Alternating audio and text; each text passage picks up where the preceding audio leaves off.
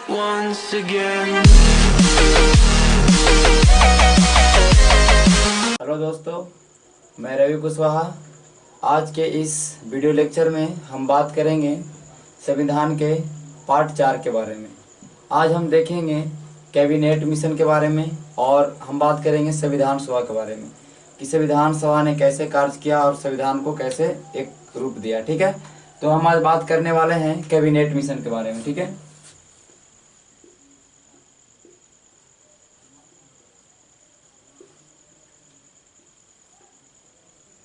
Cabinet mission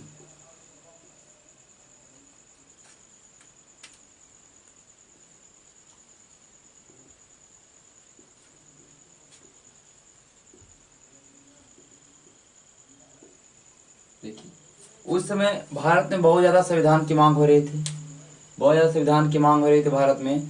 तो वहाँ अंग्रेजों ने वहाँ से भेजा कैबिनेट मिशन। कैबिनेट मिशन ये भारत में आया 24 मार्च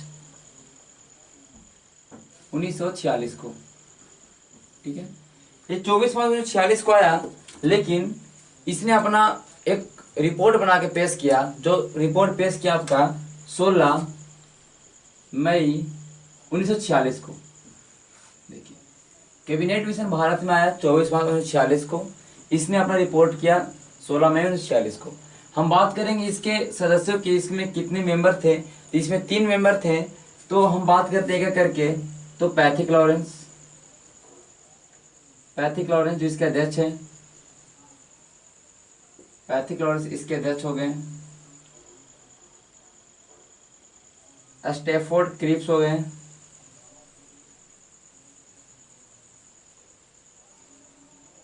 ए बी अलेक्जेंडर हो गए। ये 3 नाम है। 3 नाम को आप एक बार ध्यान दीजिए, याद कर लीजिए। हो सकता है आप पैथिक लॉरेंस को ज्यादा याद करिए क्योंकि इसका अध्यक्ष था। ठीक है, तो ये कैबिनेट मिशन आता है भारत में किसके लिए, तो संविधान के मांग के लिए, कि संविधान सभा गठन करने के लिए आता है, क्योंकि उस समय संविधान का बहुत ज्यादा मांग हो रहा था भारत में। ठीक है, तो 16 मई 1946 की रिपोर्ट पेश करता है और इस रिपोर्ट में क्या मांग करता है। देखिए, इस रिपोर्ट में क्या होता है, इसको मिटाते हैं अभी। इस रिपोर्ट में बोलता है ये कि देखिए, भारत बोलता है भारत में एक संघ बनाया जाएगा। ठीक है, ये बोला, कैबिनेट मिशन बोलता है कि भारत में एक संघ का गठन किया जाएगा, संघ बनाया जाएगा। और ये जो संघ होंगे इनका अपना कार्यपालिका और विधायिका होगा। कैबिनेट मिशन के अंदर ये बात बोली जाती है कि भारत में एक संघ बनाया जाएगा। कहने का मतलब एक यूनियन बनाया जाएगा। भारत तो एक संघ बोला जाएगा, भारत तो क्या बोला जाएगा, एक संघ। इसको एक अपना यूनियन बनाया जाएगा। इसके पास अपना कार्यपालिका भी होगा, इसके पास अपना विधायिका भी होगा। क्या इसके पास जो एग्जीक्यूटिव है, जो काम करेगी, विधायिका जो अपना लॉ बनाएगी, तो विधायिका भी होगा। ये अच्छी बात है बोले। फिर इसमें बोला जाता है, ये तो आपका फर्स्ट टर्म, सेकंड टर्म। तीसरा में ये बोलता है कि एक संविधान सभा का गठन किया जाएगा। जो सबसे इंपॉर्टेंट बात है वो बोला गया कि संविधान सभा का गठन किया जाएगा। ठीक है, हम इसके बारे में बात करेंगे आगे। तो क्या था संविधान सभा में, तो बोला कि एक संविधान सभा का गठन किया जाएगा जिसमें मेंबर चुना के आएंगे और वही सारे मेंबर संविधान को रूप देंगे, संविधान को लिखेंगे। ठीक है, तो संविधान सभा गठन बोला। और क्या बोलता है, फिर बोलता है कि अंतरिम सरकार का गठन होगा, क्योंकि ये अंतरिम सरकार का गठन को लेके कांग्रेस बहुत बार मांग कर चुकी थी। अंतिम सरकार का गठन करने के लिए केंद्र में अंतरिम सरकार, इंटरिम गवर्नमेंट कहने का मतलब टेम्पोरेरी गवर्नमेंट बनेगा। ठीक है, परमानेंट टेम्पोरेरी गवर्नमेंट बनाने की मांग कांग्रेस बहुत बार कर चुकी थी। तो इसमें सारे चीजों को यहाँ पे लिया गया। अब देखिए, भारत में जो संघ बनाया गया, इसमें क्या है, क्या की जो रक्षा है, कहने का डिफेंस है, संचार है,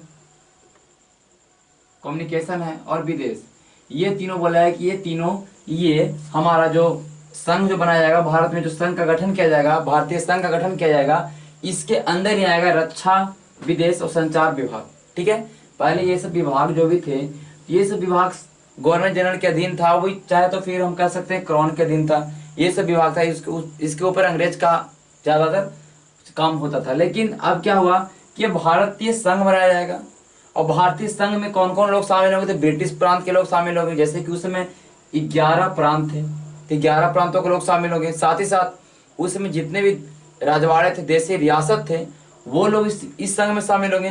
तो एक तरह से हम बोल सकते हैं इसमें ज्यादातर भारतीय लोग शामिल किया जा रहा है, और संघ बनाया जा रहा है। फिर पावर भी दिया जा रहा है रक्षा, विदेश और संचार का, और साथ ही साथ इसका अपना कार्यपालिका भी होगा, इसमें अपने लोग को शामिल करेगा भारतीय लोग, ठीक है। तो ये सब था, और अंतरिम सरकार का गठन भी करने के लिए बोला गया।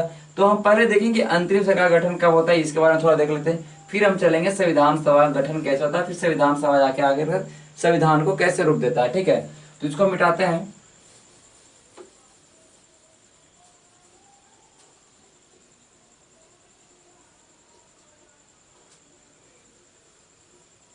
देखिए, तो हम चलते हैं अंतरिम सरकार। अंतरिम सरकार,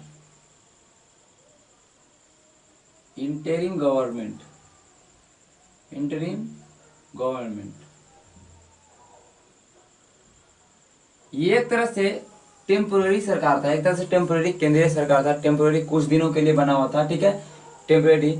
तो इसकी अगर हम बात करेंगे कि ये जो जो बना, ये कब बना, ठीक है। इसका अगर हम गठन की बात करेंगे, गठन की बात करेंगे, फिर शपथ की बात करें, तो सब अलग अलग चीज है। तो अगर गठन की बात करेंगे तो 24 अगस्त 1946 को इसका गठन हुआ, और पंडित जवाहरलाल नेहरू के अध्यक्षता में इसका गठन हुआ, ठीक है। 24 अगस्त 1946 को अंतिम सरकार का गठन कर दिया गया। जैसे कि हमने देखा था कि 16 मई 1946 को कैबिनेट मिशन ने जो भी अपना है पेश किया था 16 मई को, फिर देखिए अगस्त में इसका गठन कर दिया गया, ठीक है। साथ ही साथ देखते हैं तो 2 सितंबर 1946 जो कि सबसे ज्यादा इंपॉर्टेंट डेट है, ये आप याद रखिएगा। तो एग्जाम में आता है कि अंतिम सरकार कब बनी, तो 2 सितंबर 1946 को अंतिम सरकार बनती है। जवाहरलाल नेहरू अन्य 11 अन्य सदस्यों के साथ शपथ लेते हैं, ठीक है। अंतिम सरकार की स्थापना करते हैं 2 सितंबर 1946 को। जवाहरलाल नेहरू और 11 अन्य सदस्य, ठीक है, सबको अलग अलग विभाग, ठीक है। तो इस तरह से अंतिम सरकार का गठन होता है 2 सितंबर 1946 को। हमको अंतिम सरकार में यही देखना है, क्योंकि ज्यादा इंपॉर्टेंट फैक्ट के अगर हम देखेंगे, बात करेंगे एग्जाम के दृष्टिकोण से, तो ये सबसे ज्यादा इंपॉर्टेंट है, ठीक है। तो हम याद रखेंगे 2 सितंबर, ये डेट याद मत रखिए, लेकिन कम से कम ये याद रखें 2 सितंबर 1946 को अंतरिम सरकार का गठन या अंतिम सरकार का जो भी हमारा आया, ठीक है। अब हम चलेंगे संविधान सभा की बात करेंगे। संविधान सभा क्या था, संविधान सभा का गठन क्या करना था। तो देखिए, कैबिनेट मिशन में बोला गया था कि एक संविधान सभा गठन होगा, संविधान सभा गठन किया जाएगा। बोला गया कि जो इस संविधान सभा गठन होगा इसमें 389 मेंबर होंगे। क्या बोला गया, 389 सदस्य। अब देखिए, ये जो 389 सदस्य होंगे, इसमें से बोला गया कि 292 सदस्य हमारा कहां से आएंगे, तो ब्रिटिश प्रांत से, ब्रिटिश प्रांत, ठीक है। फिर बोला गया कि 4 सदस्य आएंगे ब्रिटिश कमिश्नरी से, ब्रिटिश कमिश्नरी, कहीं कहीं आपको मिलेगा कमिश्नरी की जगह आयुक्त भी लिखेगा, तो इससे कोई दिक्कत नहीं है, ठीक है। 4 सदस्य। और बात करेंगे तो 93 आएगा हमारा देशी रियासतों से, टोटल आ जाएगा हमारा 389।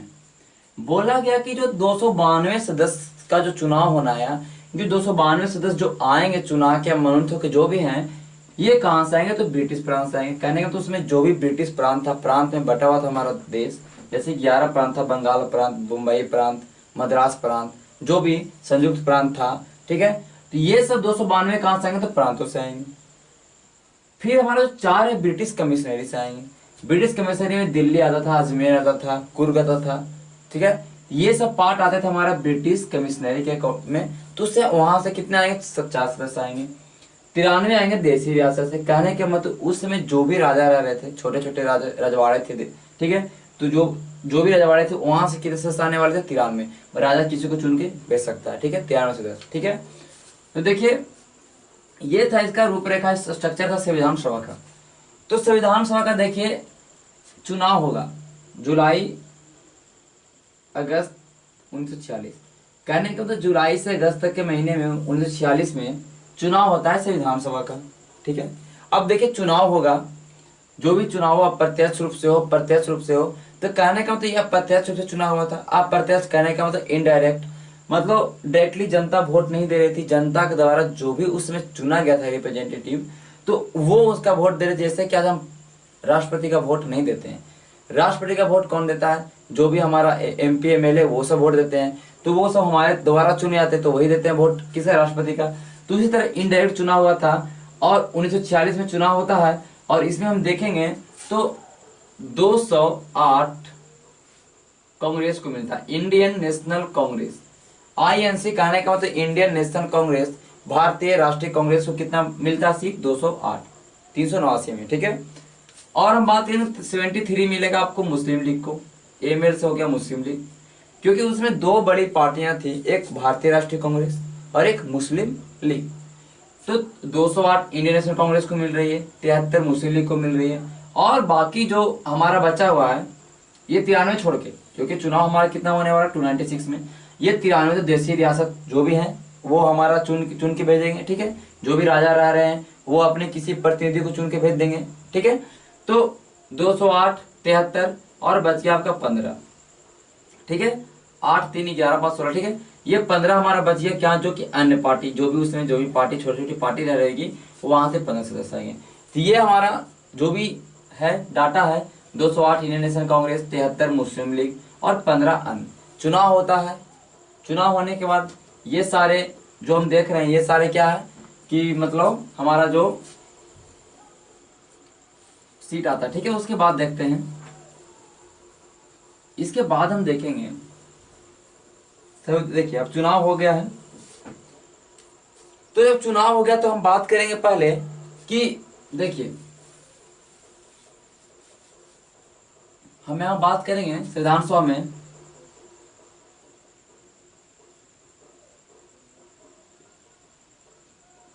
संविधान सभा में पहले प्रथम बैठक होती है। संविधान सभा में प्रथम बैठक होती है। पहला जो बैठक होता है संविधान सभा का वो हमारा होता है 9 दिसंबर 1946 को। देखिए जब चुनाव हो गया, लोग चुने जा चुके हैं, सारे सदस्य चुने जा चुके हैं, तो कैसे क्या संविधान बनाना उसके लिए बैठक होता है। कोई भी चीज है, जब हम देखते हैं लोकसभा का चुनाव होता है तो लोकसभा जो भी सदस्य चुना जाता है, जो भी MP, फिर उसके बाद एक लोकसभा में एक हमारा जो भी होता है, ठीक है, एक लोकसभा का बैठक होता है। दूसरी तरफ संविधान सभा की प्रथम बैठक हुई 9 दिसंबर 1946 को। यह हम बात करेंगे प्रथम बैठक। 9 दिसंबर 1946 को प्रथम बैठक होती है और इसमें एक चुने जाते हैं अस्थाई अध्यक्ष। अस्थाई अध्यक्ष के रूप में चुने जाते हैं डॉक्टर सच्चिदानंद सिन्हा। ये बहुत बार एग्जाम में पूछता है कि संविधान सभा के अस्थाई अध्यक्ष कौन है। तो अस्थाई अध्यक्ष कौन थे? डॉक्टर सच्चिदानंद सिन्हा। जब मतलब पहला बार चुनाव हुआ तो उस समय जो अध्यक्ष बनाएगा वो अस्थाई रूप से नहीं बनाया गया, अस्थाई बनाया गया थोड़े दिन के लिए, ठीक है। फिर दूसरा होगा, सेकंड बैठक होगा, कहने का तो दूसरा। देखिए ये दूसरा बैठक होता है 2 दिन बाद 11 दिसंबर 1946। इसमें चुना जाता है 2 चीज, एक अस्थाई अध्यक्ष। तो अस्थाई अध्यक्ष के रूप में चुने जाते हैं डॉक्टर राजेंद्र प्रसाद। डॉक्टर राजेंद्र प्रसाद। देखिए साथ ही साथ ये स्थायी अध्यक्ष हो गए और एक उपाध्यक्ष चुने जाते हैं। ये उपाध्यक्ष चुने जाते हैं AC मुखर्जी, HC मुखर्जी। साथ ही साथ इसमें चुने जाते हैं संवैधानिक सलाहकार। ये सब डाटा याद कर लीजिए, बहुत ही ज्यादा फायदेमंद है। सलाहकार के रूप में चुने जाते हैं VN राव। तो हमने जब देखा कि दूसरा जब हमारे 11 दिसंबर 1946 को हुआ, तो इसमें एक अस्थायी अध्यक्ष चुनेंगे डॉक्टर राजेंद्र प्रसाद, एक उपाध्यक्ष चुनेंगे AC मुखर्जी और एक सलाहकार चुनेंगे BN राव। तो ये हमारा था दूसरे बैठक में। तीसरा बैठक होगा अभी, तो हम बात करेंगे तीसरे बैठक का। तीसरा बैठक फिर 2 दिन बाद होगा, तो क्या 13 दिसंबर 1946। तो ये आसानी से याद हो सकता है आपको। प्रथम बैठक 9, फिर 11, फिर 13। तो ये 13 दिसंबर को होता है, तो इसमें एक जवाहरलाल नेहरू एक पेश करते हैं ऑब्जेक्टिव रिजोल्यूशन, कहने का मतलब उद्देश्य प्रस्ताव। ठीक है, क्या पेश करते हैं, तो हम इधर लिखते हैं, शायद इधर नहीं आ रहा होगा कैमरा में। तो पेश करते हैं उद्देश्य प्रस्ताव। ये इसका हम इंग्लिश में बोलेंगे तो ऑब्जेक्टिव रेजोल्यूशन।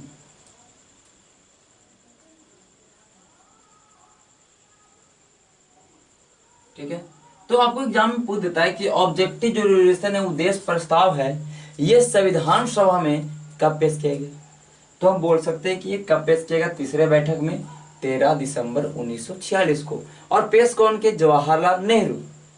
अब देखिए उद्देश्य प्रस्ताव के बारे में देखते हैं कि ये क्या था और ये कब पास किया गया। ठीक है, इसके बारे में थोड़ा देखते हैं। ठीक है, तो इसको हम पूरा मिटाते हैं, अभी उतारते रहिएगा आप। ठीक है,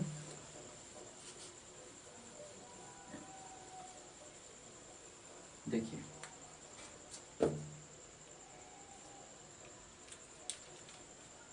तो देखिए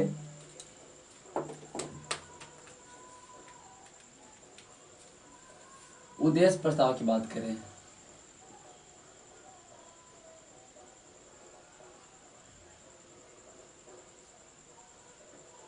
ये देखिए पेश कब हुआ, 13 दिसंबर 1946 को, और ये पास कब होगा, 22 जनवरी 1947 को। ठीक है, तो ये हम बात लिखेंगे।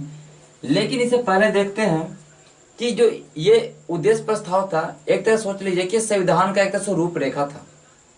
इसमें क्या था, इसमें बोला गया कि जो जैसे कि हम आज प्रस्तावना देख रहे हैं, प्रस्तावना हम भारत के लोग, भारत को संपूर्ण प्रभुत्व संपन्न जो भी, तो ये हमारा उद्देश्य प्रस्ताव से आता है। उद्देश्य प्रस्ताव भी आगे जाके रूप लेता किस चीज का, तो प्रस्तावना का, प्रियम्बल का। ठीक है, तो ये उद्देश्य प्रस्ताव में बोला गया था, इसमें बोला गया था कि जो इसमें स्वतंत्रता की बात की गई थी, अभिव्यक्ति की स्वतंत्रता, उपासना की स्वतंत्रता, विश्वास की स्वतंत्रता। ठीक है, इसमें बात किया गया था हमारा जो भी हम देख रहे हैं, भारत को संपूर्ण गणराज्य बनाने की बात की गई, संप्रभु गणराज्य बनाने की बात की गई थी। तो ये उद्देश्य प्रस्ताव में ये सब एक तरह से सोच सकते हो कि जो उद्देश्य प्रस्ताव ऑब्जेक्टिव रेजोल्यूशन था, एक तरह से संविधान का क्या था, तो एक तरह से रूप था कि संविधान आयोग क्या बनने वाला है, संविधान में क्या आने वाला है। ठीक है, ये था ऑब्जेक्टिव रेजोल्यूशन। इसमें 8 अनुच्छेद थे उस समय जब ये पेश किया गया था, तो इसमें 8 अनुच्छेद थे। ठीक है, तो क्या किया गया कि देखिए अब पेश हो गया, तो पूरे सारे लोग को अच्छा लगा, सारे लोग इस पे सहमत हुए। तो सहमत होते ही 22 जनवरी 1947 को ये पास हो गया। कहने का मतलब 22 जनवरी 1947 को उद्देश्य प्रस्ताव को अपना लिया गया, और यही आगे जाके रूप लेता है किस चीज का, तो प्रस्तावना का, प्रियम्बल का, जो आप अगले टॉपिक में देखेंगे। ठीक है, प्रस्तावना का। ठीक है, देखिए उद्देश्य प्रस्ताव पेश हो गया। अब देखिए थोड़ा देखेंगे हम कि जो ये संविधान सभा, अभी हम बात करें 1946 का। अब हम एंट्री किए हैं, उद्देश्य प्रस्ताव जब पास हुआ है तो हम बात की कर रहे हैं 1947 का। तो इसके बीच में आता है भारत स्वतंत्रता अधिनियम, इंडिया इंडिपेंडेंस एक्ट। ये भारत स्वतंत्रता अधिनियम आया, इससे भारत को आजादी मिलेगी। तो ये भारत स्वतंत्रता जब अधिनियम आती है, भारत को आजादी मिल गई है, तो साथ ही साथ संविधान सभा को भी आजादी मिल जाएगी। कहने का तो संविधान सभा एक तरह से क्या बन जाती है, ये जो एक्ट आता है 1947 का, तो इससे हमारे संविधान में, संविधान सभा है उसमें बहुत सारे चेंजिंग आती है। तो क्या होता है कि संविधान जो सभा है, कॉन्स्टिट्यूशनल जो असेंबली है, ये एक तरह से बनती है संप्रभु निकाय। कहने का मतलब ये बन जाती है सोवरेन बॉडी, या तो हम बोल सकते हैं इंडिपेंडेंट बॉडी। इस पे अब किसी का भी हक नहीं है, इस पे अंग्रेज का नहीं हक है। कहने का मतलब ब्रिटिश के जो भी कानून बनाए उसको उस कानून को हटा सकता है ये लॉ पास करके, या ये अपना कानून बना सकती है, ये कैसा भी संविधान लिख सकती है। ये संविधान सभा के पास पावर आया कि संविधान सभा भारत स्वतंत्रता अधिनियम 1947 के आने के बाद ये बन गई संप्रभु निकाय। ठीक है, ये हमारा था। अब हम बात करेंगे संविधान सभा अब दो तरह से काम करने लगती है यहाँ पे, एक विधायिका का काम करती है और एक संविधान लिखने का काम कर रही है। कहने का मतलब कि ये संविधान तो बना ही रही है, संविधान तो लिख ही रही है, साथ ही साथ विधायिका का काम कर रही है। कहने का मतलब ये देश की जनता के लिए, देश के लिए कानून बना रही है। ठीक है, आम कानून जो है ये कानून बनाने लगी है, विधायिका काम करने लगी है। ठीक है, साथ ही साथ ये संविधान लिख रही है। जब संविधान लिखने का काम होता था, जब संविधान लिखने का जब बैठक होता था, तो उसकी अध्यक्षता करते थे डॉक्टर राजेंद्र प्रसाद। डॉक्टर राजेंद्र प्रसाद। और जब बात होती थी विधायिका बनाने का, कहना कोई कानून बनाने का बाद, जब संविधान सभा की बैठक हो रही है और कोई कानून बन रहा है, तो उसकी अध्यक्षता करते थे जीवी मावलंकर। ठीक है, ये हमारा भारत स्वतंत्रता अधिनियम 1947 के बाद ये सब चेंजिंग आ रहा है हमारे संविधान सभा में। ठीक है, अब देखिए हम बात कर रहे हैं,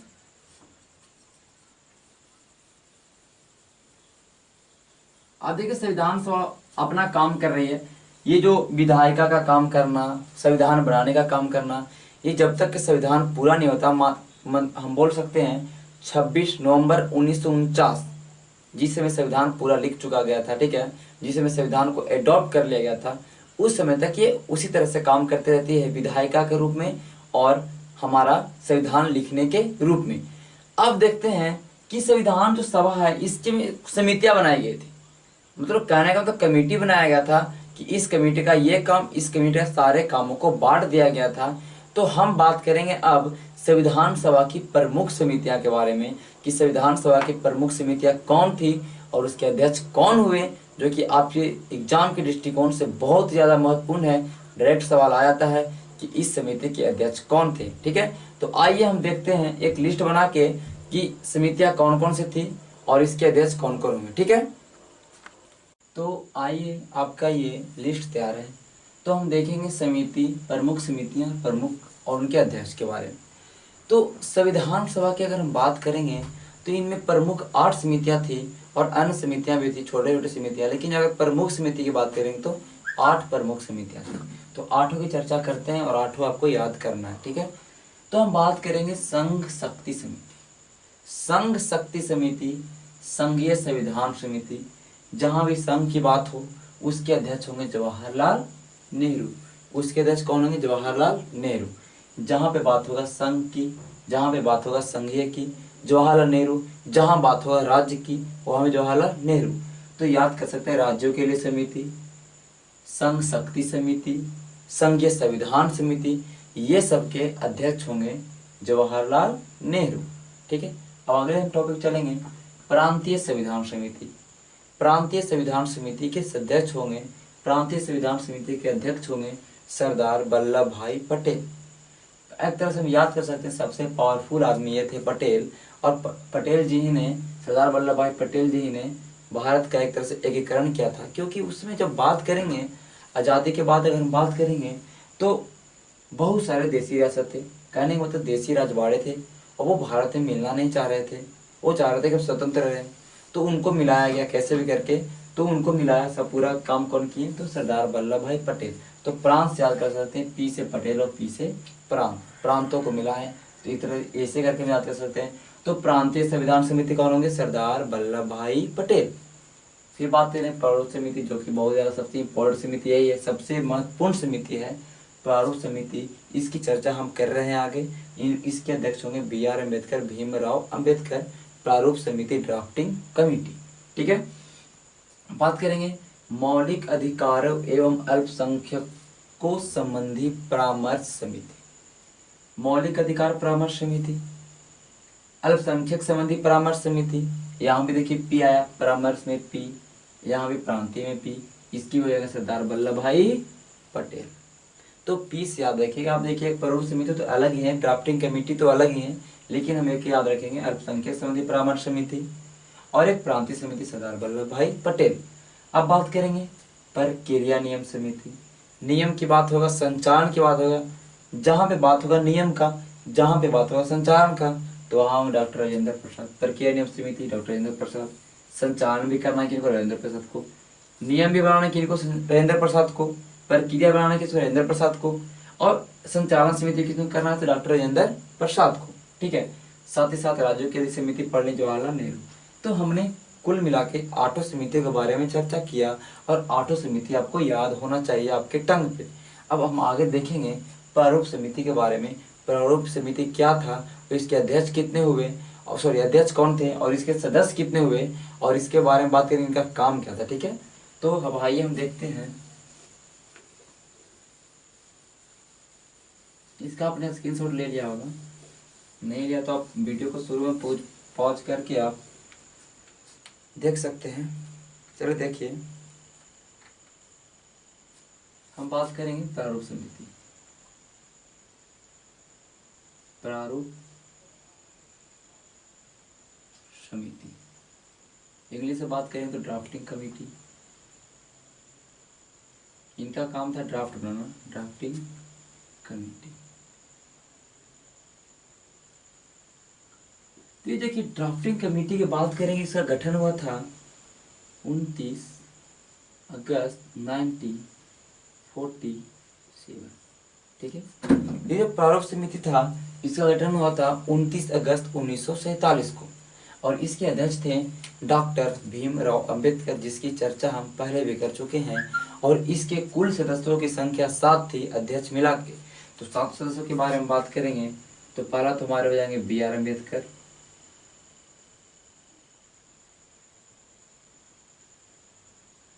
ठीक है। हमारा बात हो जाएगा अल्लादी कृष्णा स्वामी अय्यर, एन गोपाला स्वामी अयंगर, KM मुंशी, ठीक है, N माधव राव,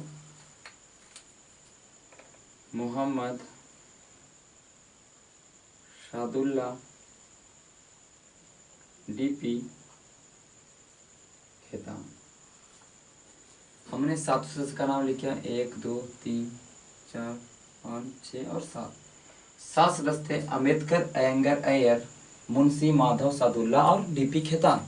अब देखिए बात करेंगे तो ये N माधवराव हैं। इसके पहले अगर हम बात करें तो इसके पहले थे BL मित्र, ठीक है, लेकिन BL मित्र का स्वास्थ्य खराब हो जाने के कारण ये इस्तीफा देते हैं, तो इनके जगह पे आते हैं N माधवराव। ठीक है, तो इसके पहले क्या थे, BL मित्र, तब आए माधव। अब देखिए हम बात करेंगे DP खेतान, तो ये भी TT कृष्णामाचारी। अब देखिए क्या होगा, DP खेतान की मृत्यु होती है, ठीक है, DP खेतान की मृत्यु होती है, तो इसके जगह पे कौन आते हैं, TT कृष्णामाचार्य। ठीक है, इसके जगह पे कौन आते हैं, TT कृष्णामाचार्य। ठीक है, तो DP खेतान की जगह कौन आए, TT कृष्णामाचार्य, और N माधवराव किसी जगह पे आए तो BL मित्र जगह पे। ठीक है, तो ये याद रखिएगा, ये जो भी 7 है ये 2 नाम याद रखिएगा, 9 नाम। ठीक है, तो ये और अध्यक्ष के रूप में BR अम्बेडकर। ये ड्राफ्टिंग कमेटी का काम क्या था कि जितने भी हम समिति के बारे में बात करें, जैसे संचालन समिति, प्रक्रिया नियम समिति, संघीय संविधान समिति, सबका कुछ ना कुछ काम था। जैसे कि हम बात कर रहे थे एक मूल अधिकार समिति का, ठीक है। मूल अधिकार एवं अल्पसंख्यक मामला जो समिति था उसके अध्यक्ष कौन थे? तो सरदार वल्लभ भाई पटेल थे। तो मूल अधिकार का काम क्या था कि जो भारत के जो भी संविधान बनने जा रहा है इसमें कौन कौन से अधिकार जनता को प्राप्त होने चाहिए। तो वो जैसे कि किसी दूसरे देश से संविधान पढ़ा, वहाँ पे ये अधिकार मिल रहा हो जनता को, तो वो अधिकार को लिख के लाया, यहाँ पे बहुत सारे लिस्ट वाले मानते लिख के आया। और ये प्रारूप समिति जो ड्राफ्टिंग कमेटी इसको दिया जाता है। ये जो इसके सदस्य होते हैं, इसके जो मेंबर होते हैं, पहले उसमें देखते हैं कि जो भी इसके अंदर जो कंटेंट है क्या वो सही है, हमारे संविधान में होना चाहिए ना होना चाहिए, बहस होता है। उसके बाद फिर संविधान सभा में पास होता है, उसके बाद ही संविधान में जाके हमारा क्या होता है, ऐड होता है। तो ड्राफ्टिंग कमेटी का मतलब था कि प्रारूप तैयार करना, एक प्रारूप बनाना, फिर जाके संविधान में ऐड होगा, ये काम था प्रारूप समिति का। तो देखिए, ये तो हमने सदस्य के बारे में देखा, आप इसका स्क्रीनशॉट लीजिए, फिर हम इसको मिटाते हैं। चलिए, तो 29 अगस्त 1947 को गठन होता है, तो साथ ही साथ 30 अगस्त 1947 को इसका प्रथम बैठक होता है। ठीक है, प्रथम बैठक पूछ देगा तो आप बता दीजिए एक दिन बाद। ठीक है, साथ ही साथ जो ये हमारा प्रारूप समिति है, जो प्रारूप होता है संविधान सभा का, जो प्रारूप जो करीब 114 करीब हम बात करेंगे तो 114 बार इस पे क्या हुआ, 114 दिनों तक चर्चा हुआ। ठीक, 14 बार नहीं, 114 दिनों तक। ठीक है, ये संविधान सभा का जो भी प्रारूप आया, जो भी प्रारूप बन के तैयार होता था, उस पर करीब 114 दिनों तक चर्चा हुई थी। ठीक है, 14 दिन तक चर्चा हुई थी। साथ ही साथ हम बात करेंगे कि 3 बार संविधान का जो प्रारूप था पूरा जब संविधान पूरा लिख कहा चुका था, या संविधान पूरा प्रारूप उसका बन चुका था, या कुछ ज्यादा पूरा नहीं लिखा हुआ लेकिन फिर भी बहुत कुछ लिखा जा चुका था, तो उस पर 3 बार वाचन हुआ। कहने का मतलब 3 बार रीडिंग हुआ। संविधान जो हमारा था, जो संविधान का जो प्रारूप था, उसको 3 बार पढ़ा गया, 3 बार रीडिंग डाला गया कि इसके अंदर क्या क्या है, फिर जाके लास्ट में ये पास होगा। ठीक है, 3 बार कब कब पढ़ा गया इसके बारे में थोड़ा देख लेते हैं, डेट के बारे में। ठीक है, तो इसको हम मिटाते हैं अभी। तो हम इधर लिखेंगे प्रथम वाचन। तो प्रथम वाचन की बात करेंगे तो 4 नवंबर 1948। ठीक है, 4 नवंबर 1948 को होगा और ये चलेगा 9 नवंबर 1948। कहने का मतलब पूरे 5 दिन। फिर 6 दिन बाद होगा 6 नवंबर 1948 को, और ये करीब चलेगा 1 साल, 17 अक्टूबर 1949 तक। फिर हमारा लास्ट में होगा 14 नवंबर 1949 को, और सबसे अंतिम में जाके 26 नवंबर 1949 को ये खत्म हो जाएगा। ये हमने देखा 3 बार वाचन हुआ, प्रथम वाचन, द्वितीय वाचन और तृतीय वाचन। 3 बार संविधान के प्रारूप को पढ़ा गया या संविधान को पढ़ा गया, 3 बार रीडिंग डाला गया। पहला 4 से 9 नवंबर, याद रखिए 4 से 9, फिर 6 दिन बाद, अरे यार 15, ठीक है, फिर 6 दिन बाद 15 नवंबर से 17 अक्टूबर। ठीक है, 4 नवंबर से 9 नवंबर, 15 नवंबर से 17 अक्टूबर, और 14 नवंबर से 26 नवंबर 1949 को ये 3 बार वाचन हुआ। और ये 26 नवंबर 1949 को हमारे संविधान को एडॉप्ट कर लिया गया। कहने का मतलब संविधान को अंगीकृत कर लिया गया। जब प्रस्तावना पढ़ेंगे तो उसमें ये डेट मेंशन होता है कि 26 नवंबर 1949 को संविधान को हम अंगीकृत करते हैं, एडॉप्ट करते हैं। मतलब ये जो संविधान है इसको हम अपना लेते हैं। संविधान सभा द्वारा संविधान को अपनाया कब गया, तो 26 नवंबर 1949 को अडॉप्ट या अंगीकृत किया गया 26 नवंबर 1949 को। और जब इस समय जब अडॉप्ट किया गया तो इस समय करीब 395 अनुच्छेद और 8 अनुसूचियां, ठीक है, यही था। तो 395 अनुच्छेद और 8 अनुसूचियां थी 26 नवंबर 1949 को। साथ ही साथ हम बात करेंगे तो कुछ महत्वपूर्ण अनुच्छेद थे और कुछ महत्वपूर्ण पार्ट था जिसको उस समय ही लागू कर दिया गया। ठीक है, देखिए संविधान अभी लागू नहीं हुआ, हम बात कर रहे हैं संविधान अभी लागू नहीं हुआ, संविधान को भी अपनाया गया है, पूरे देश में लागू नहीं हुआ, लागू बाद में होगा। लेकिन इस समय संविधान को 26, देखिए डेट याद रखिए, 26 नवंबर 1949 को संविधान को एडॉप्ट कर लिया गया। साथ ही साथ इसमें अनुच्छेद 5, 6, 7, 8, 9, 60, 324, 366, 367, 379, 380, 388, 391, 392, 393, ये जो महत्वपूर्ण अनुच्छेद थे, ये चीज को, इस अनुच्छेद को 26 नवंबर 1949 को ही पूरे देश में लागू कर दिया गया इस अनुच्छेद को। और कुछ कुछ प्रावधान से, जैसे कि हम बात करें नागरिकता, तदर्व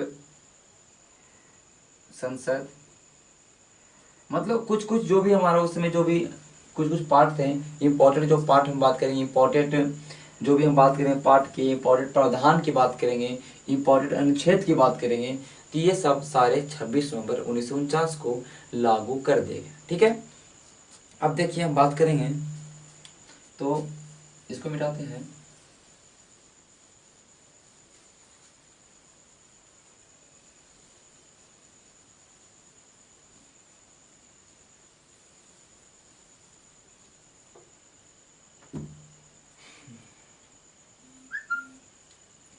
अब देखिए हम बात करेंगे संविधान में जब ये लागू कर दिया गया, तो बात करेंगे जैसे कि 24 नहीं, ठीक है, 26 जनवरी 1950।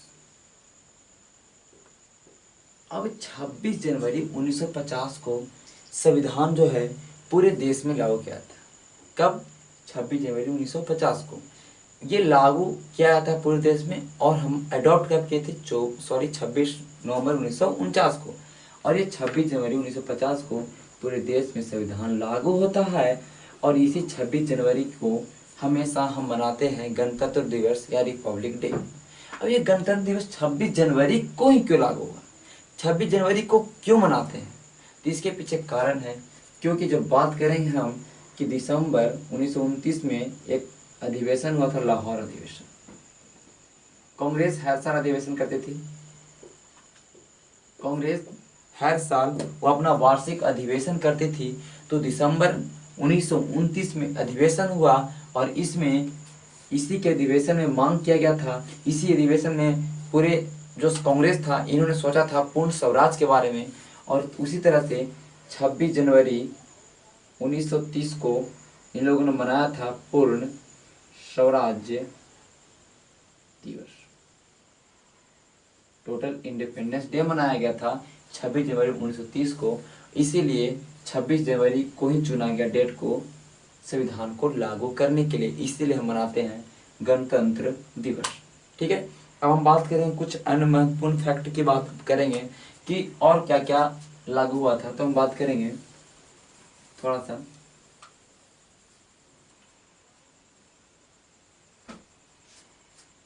ठीक है, तो थोड़ा सा हम देखेंगे कि 22 जनवरी 1947 को,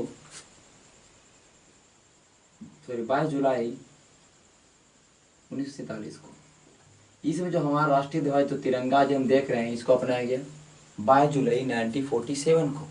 हम बात करेंगे 24 जैन 1950। 24 जनवरी 1950 को संविधान सभा का अंतिम बैठक हुआ। संविधान सभा का अंतिम बैठक हुआ 24 जनवरी 1950 को। कहने का मतलब 26 जनवरी जो लागू हुआ उसके 2 दिन पहले। और इसमें बहुत सारे काम हुए, जैसे कि राष्ट्रीय गीत, राष्ट्रीय गानों की बात करो, राष्ट्रीय गीत की बात करो, राष्ट्रपति जो हमारे राजेंद्र प्रसाद बनते हैं, तो सारा काम कब हुआ? राष्ट्रीय गानों कब अपनाया गया? 24 जनवरी 1950। राष्ट्रीय गीतों कब अपनाया गया? 24 जनवरी 1950। राष्ट्रपति सबसे पहले बार कब बने राजेंद्र प्रसाद? 24 जनवरी 1950 को। ठीक है, ये सब काम 24 जनवरी 1950 को हुआ। उसी तरह 26 जैन 1950 को संविधान को लागू कर दिया गया, और 24 जनवरी 1950 को संविधान सभा का अंतिम बैठक हुआ। ठीक है, अब देखिए, ठीक है, तो इसमें हम इतना चर्चा किया। अब हम आगे देखते हैं थोड़ा कि और कुछ कुछ हम बात करेंगे, कुछ कुछ इंपॉर्टेंट बात की चर्चा करेंगे हम। ठीक है, तो हम इसको पहले मिटा लेते हैं, उसके बाद चर्चा करते हैं। देखिए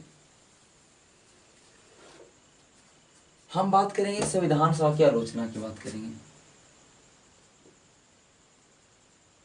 कि बहुत सारे जो भी हमारे राजनीतिक हो गए, बहुत सारे लोग हो गए उस समय, ये संविधान सभा का आलोचना किया है, संविधान सभा का आलोचना किया है। ठीक है, तो संविधान सभा का आलोचना क्या किया है, इसकी अगर हम बात करेंगे तो किसी ने बोला है कि ये एक संप्रभु निकाय नहीं थी, कहने को इंडिपेंडेंट बॉडी नहीं थी या सोवरेन बॉडी नहीं थी। ऐसा माना जाता है, ऐसा बोला जाता है कि जब संविधान सभा का जो भी बैठक होता था तो अंग्रेजों से, जो ब्रिटिश थे उस समय, उससे परमिशन लेना पड़ता था, ऐसा बोला गया इसमें। ठीक है, अब लेता नहीं था इसका बात हम तो नहीं करेंगे। तो इस ये बोला गया कि जो भी विपक्षी संविधान सभा के जो भी विपक्ष हुए होंगे, इन्होंने बोला कि ये जो संविधान सभा है ये एक संप्रभु निकाय, टोटली रूप से संप्रभु निकाय नहीं थी। ठीक है, साथ ही साथ इसमें ये भी था कि बोला गया है कि जो मतलब अंग्रेज से परमिशन लेना पड़ता था एक एक बैठक के लिए, ये बोला गया। सेकंड बोला गया कि ये एक हम बात करेंगे, ये जो इसका जो चुनाव हुआ था, ठीक है, संविधान सभा चुनाव हुआ था, ये सीमित मताधिकार पे हुआ था। ये वयस्क मताधिकार का फंडा नहीं अपनाया था। वयस्क मताधिकार की हम बात करेंगे तो जो 18 बरस से ऊपर हो जाता है, इसका एज 18 बरस का एज हुआ, वो वोट देने के लिए एलिजिबल होता है, उसको बोलते हैं वयस्क मताधिकार। लेकिन उस समय वयस्क मताधिकार का यूज नहीं किया गया, तो हम बोल सकते हैं कि ये वयस्क मताधिकार पे यूज नहीं हुआ और ये यूज हुआ सीमित मताधिकार पे, मतलब कुछ चुने चुने लोग दिए और प्रत्यक्ष रूप से दिए। ठीक है, तो कौन से अधिकार पे गया, सीमित मताधिकार। सीमित मताधिकार कहने का मतलब कि लिमिटेड लोगों के पास, हम एक तरह से बोल सकते हैं कि उसमें जो भी लोग जो कुछ ज़्यादा ज्ञानी थे या कुछ ज़्यादा पढ़े लिखे वो लोग थे, उनको वोट देने का अधिकार था। जिनके पास कुछ ज़्यादा पैसा था उनको वोट देने का अधिकार था। तो सीमित मताधिकार के अंदर ये सब कुछ क्राइटेरिया होंगे, तो वो सब के अकॉर्डिंग सीमित मताधिकार में वोट पड़ा था, उसके अकॉर्डिंग संविधान सभा के सदस्यों का चुनाव हुआ था। तो हम यहाँ से दो बोल सकते हैं, पहला बात तो संप्रभु निकाय नहीं थी, ये बोला गया। फिर बोला गया कि इसमें सीमित मताधिकार का यूज किया गया, इसलिए इसको बोल देते हैं कि एक तरह से प्रतिनिधि निकाय नहीं थे। प्रतिनिधि कहने का तो रिप्रेजेंटेटिव। ठीक है, रिप्रेजेंटेटिव कहने का मतलब कि हम जो चुनते हैं वो हमारा रिप्रेजेंटेटिव होता है और वो जो करेगा, ठीक है, हमारे लिए ही करेगा।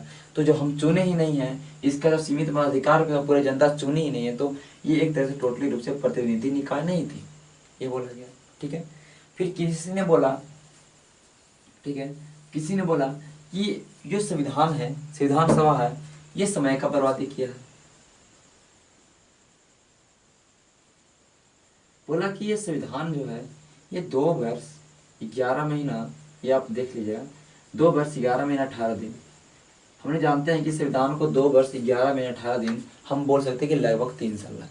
तो बोला कि समय की बर्बादी व संविधान सभा जो है ये फालतू का इतना समय लिया संविधान बनाने में, इतना ज़्यादा समय ले लिया है। ठीक है, इसने प्रारूप समिति को बोला भी गया, प्रारूप समिति को बोला है कि अपवहन समिति है, ये बहुत ज़्यादा समय ले ली एक संविधान बनाने में। 2 वर्ष 11 महीना 18 दिन बहुत ही ज़्यादा है। तो आलोचना में बहुत तरह तरह की आलोचना हुई है। अब हम बात करते हैं, किसी ने बोला है,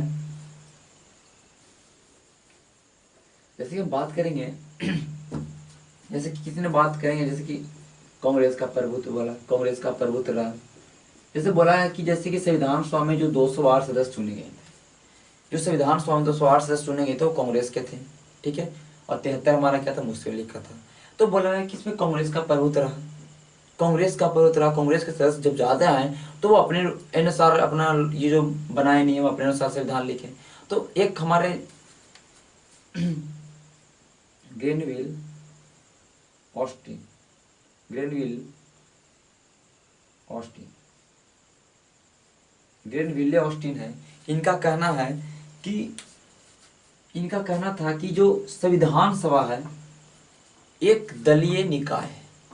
एक दलीय निकाय कहने का मतलब कि एक दल से ही ये बना है, एक दल ही इसको बनाया है, कहने का तो केवल ओनली कांग्रेस, एक दलीय निकाय। और बोला है कांग्रेस क्या बोला है कि, थोड़ा देख लेते हैं, मैं थोड़ा भूल रहा हूँ।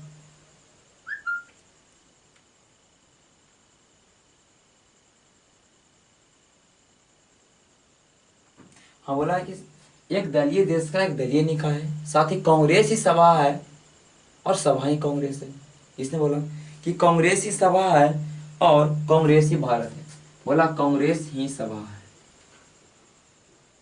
और कांग्रेस ही भारत है।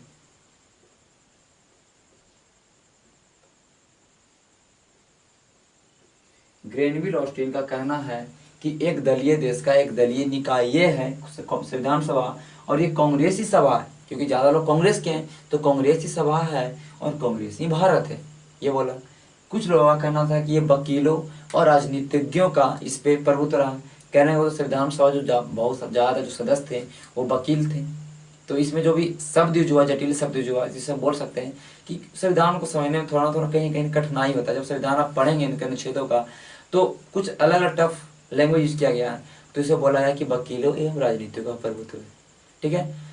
हम बात करेंगे तो इसमें और बोला गया है कि इस पे हिंदुओं का प्रभुत्व रहा, क्योंकि ज्यादातर सदस्य हिंदू के थे, हिंदू सदस्य थे, तो इसमें हिंदू सदस्य थे, तो इसमें वो भी बोल दिया गया कि एक सामुदायिक रूप से बोला गया कि एक कम्युनिटी के लोग इसको लिखे हैं। ठीक है, ये संविधान सभा की आलोचना थी। तो ये तो हमारे, अगर हम बात करें एसएससी उसएससी के एग्जाम के, एसएससी एग्जाम हुआ, रेलवे एग्जाम हुआ, तो ये सब आलोचना के बारे में तो नहीं आता है। लेकिन जब आगे के जब एग्जाम थोड़ा ज़्यादा टफ एग्जाम दिया तो उसमें आलोचना वाला आ सकता है। लेकिन जो फैक्ट है मैंने बता दिया, ठीक है, क्योंकि आपको जानकारी रहना जरूरी है कांग्रेस की आलोचना के बारे में, सॉरी कांग्रेस नहीं, संविधान सभा की आलोचना के बारे में। ठीक है, अब हम बात करेंगे महत्वपूर्ण तथ्यों का कि संविधान जो बना इसमें कुछ महत्वपूर्ण तथ्य हैं जो कि आप कहीं न कहीं बुक में मिल सकता है।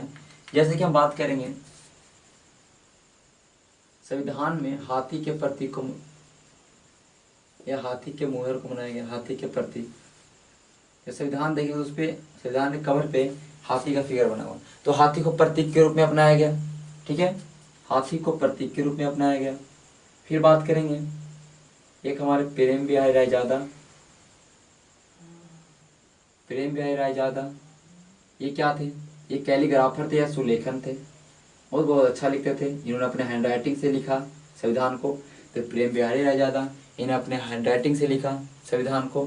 साथ देखेंगे तो BN राव संविधान सभा के सलाहकार समिति हुए, BN राव। तो ये महत्वपूर्ण तथ्य कुछ। ठीक है, तो हमने एक करके संविधान सभा के बारे में पढ़ा और संविधान सभा ने कैसे संविधान को बनाया इसके बारे में पढ़ा। और अगले जो हमारा वीडियो आएगा उसमें हम बात करेंगे संविधान सभा के कुछ विशेषता के बारे में, संविधान की विशेषता के बारे में, संविधान सभा नहीं, क्योंकि संविधान सभा भंग हो चुका है, संविधान सभा खत्म हो चुका है। अब हम बात करेंगे जो हमारा संविधान है उसकी विशेषता क्या है, उसके अंदर क्या क्या है, उसके बाद फिर हम चलेंगे प्रस्तावना की ओर, फिर हम चलेंगे उसके अनुच्छेदों, उसके भावों की ओर। ठीक है, तो आज के लिए इतना ही। धन्यवाद। चैनल को सब्सक्राइब करिए, शेयर करिए अगर आपको अच्छा लगता है तो।